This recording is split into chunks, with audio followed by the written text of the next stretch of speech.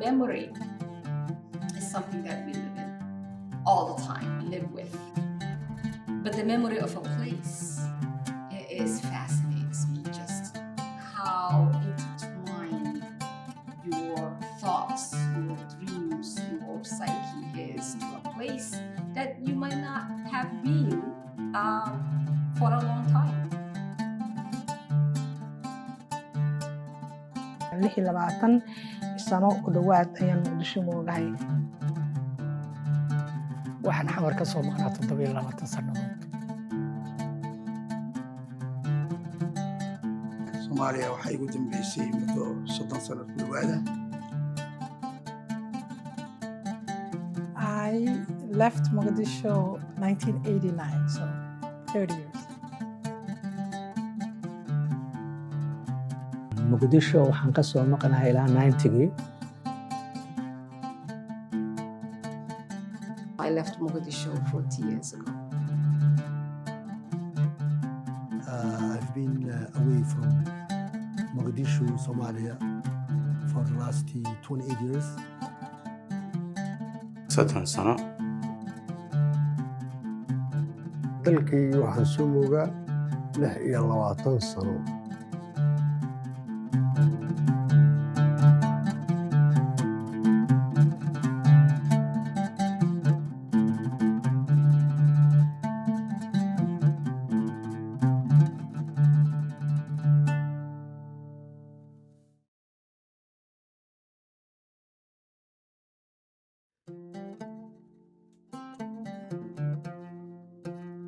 When I, close my eyes, Mogadishu is that beautiful white villas and the Indian Ocean. And every Friday going to the Indian Ocean and just listening.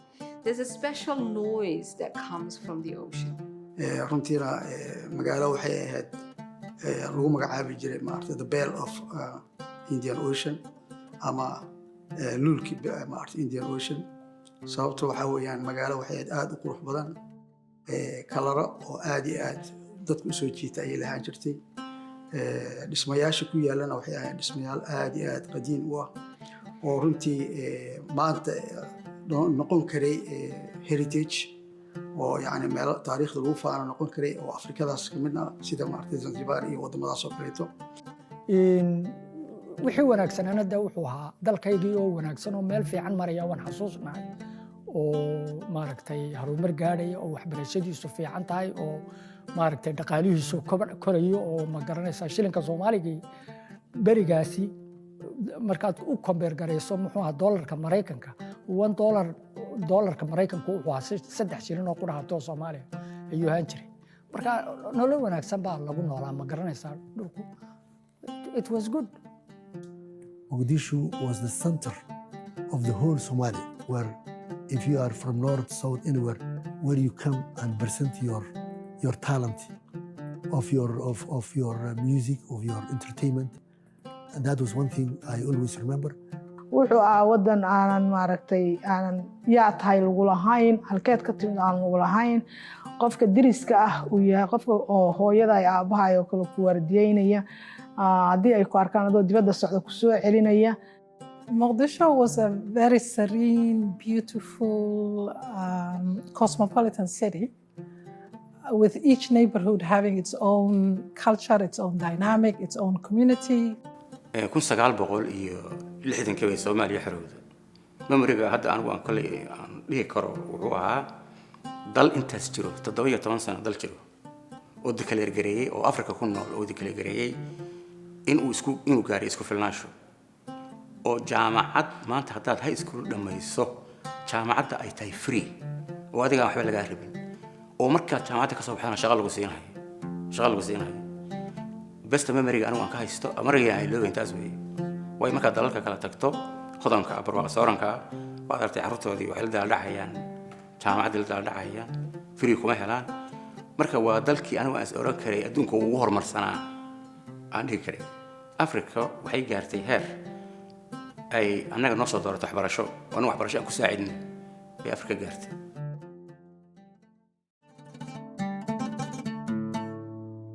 wuxuu ahaa wadanku mid maaragtay aad moodo in dagaalku uu dhalanahayo ama maaragtay uu soo curtamahayo.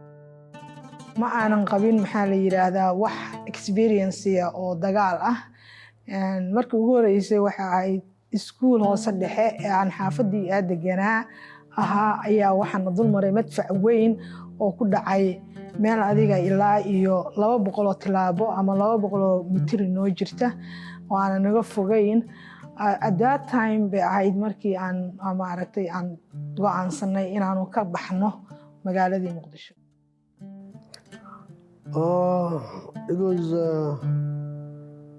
It was a difficult time because at that time, while people are coming to our clinic in SOS, laboratories were not functioning. Blood transfusion bank was not functioning. Even electricity was not functioning. So we used to treat the patient with gasoline, gas activity, and with the blood transfusion, once we know the blood group of the person, we used to give the blood transfusion through one person to another person, because you don't have those bottles that you can sustain the blood. So it was very difficult. Conditions ka ku shaqeynayna was very scary, and sometimes the last day the war started, I still remember the minister called me and he said, are you going to produce today the newspaper? I said, I cannot come because my region where my house is located is being taken over by the Contras, so I cannot even move to 1 meter close to the print shop. So at the time, we were absolutely not concerned of anything breaking. Buildings can be rebuilt, but family members were lost. So I don't remember consciously thinking about Mogadishu buildings or places where we grew up or homes or any of that. Because first thing first, if you will, our priority was finding out our family was alive or not. It was very vivid the way they were telling the stories. My cousins, my dad was still there. The way they were talking about how they got out actually gave me dreams of nightmares and seeing, because I know the streets that they were describing. I know where they lived in Mogadishu, right? So I know when they talk about leaving from the Bakara area going all the way to Medina, which is the south end of Mogadishu, I know what that route entails. And then they'll tell you how many roadblocks in what intersections that they had to negotiate to get through.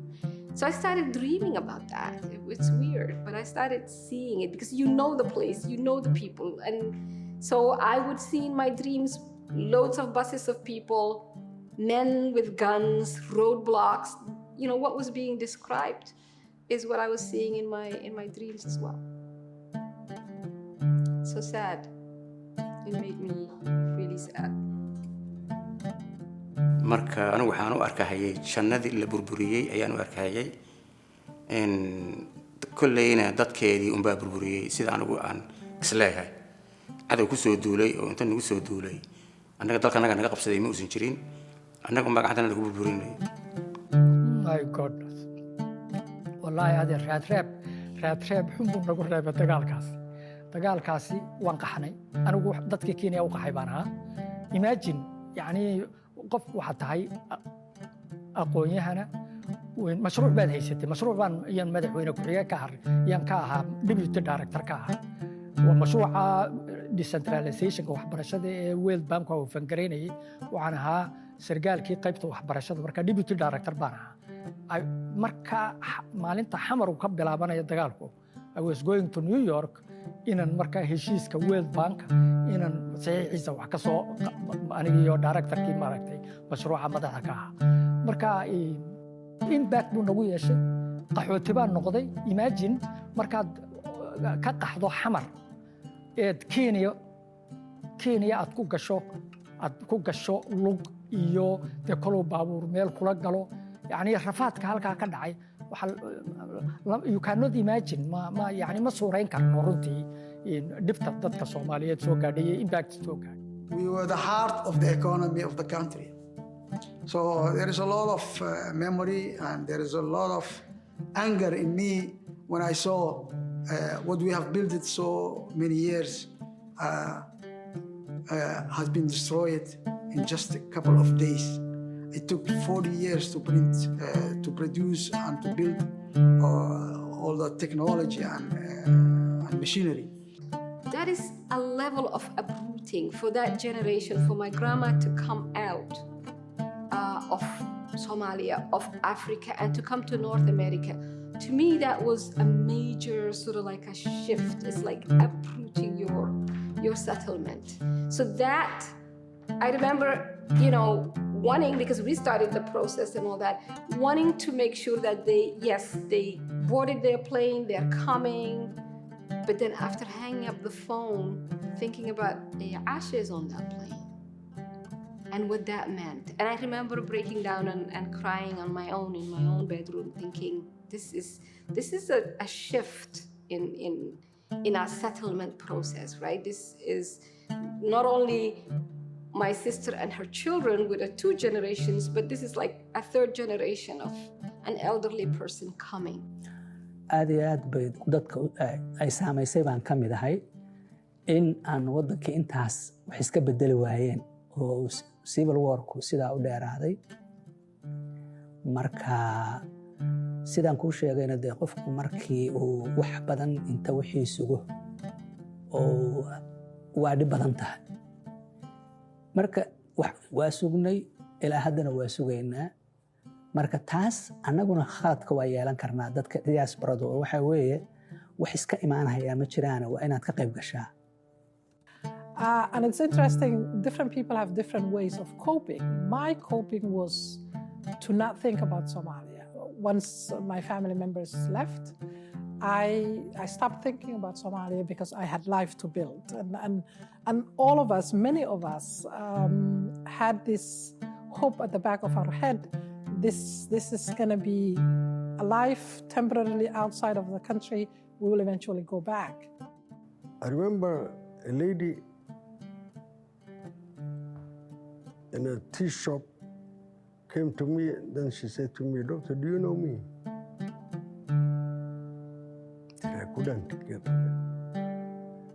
Then she said that you delivered me in Benadir Hospital, my first son.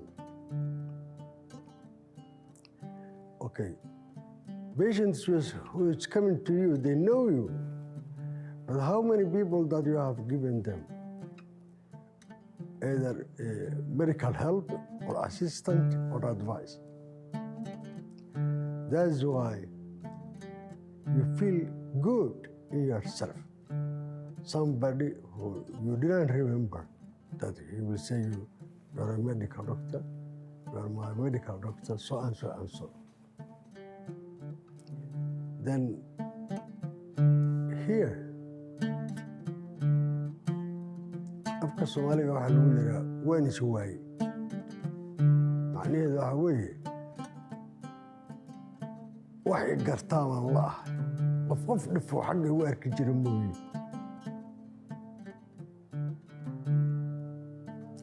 So that is the difference. That is the memory I have there, but you don't have here.